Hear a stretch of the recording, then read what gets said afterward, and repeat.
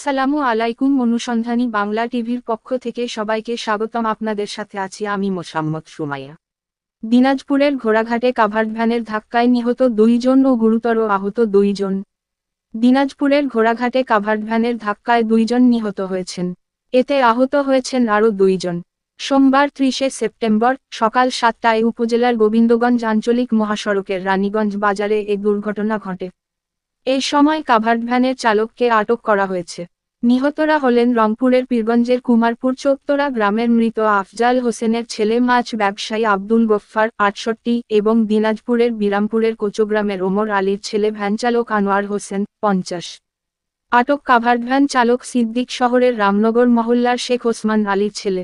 ঘোড়াঘাট থানার উপপরিদর্শক এসআই সাব্বির জানান, সোমবার সকাল 7টার দিকে গোবিন্দগঞ্জ আঞ্চলিক মহাসড়কের ঘোড়াঘাটের রানীগঞ্জ বাজারের মাছহাটিতে রাস্তার পাশে দাঁড়িয়ে থাকা একটি ভ্যানকে ধাক্কা দেয় ঢাকা থেকে দিনাজপুরমুখী একটি কাভার্ড ভ্যান।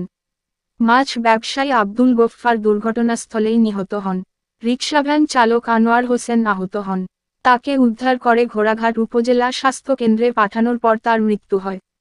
তিনি আরও জানান, এই ঘটনায় আহত অপর 2 জনকে হাসপাতালে ভর্তি করা হয়েছে। কাভার্ড ভ্যানটি জব্দ করা হয়েছে। চালক সিদ্দিককে আটক করা হয়েছে। এই ঘটনায় আইনি প্রক্রিয়া চলমান। Can anybody out there hear me? Hear me?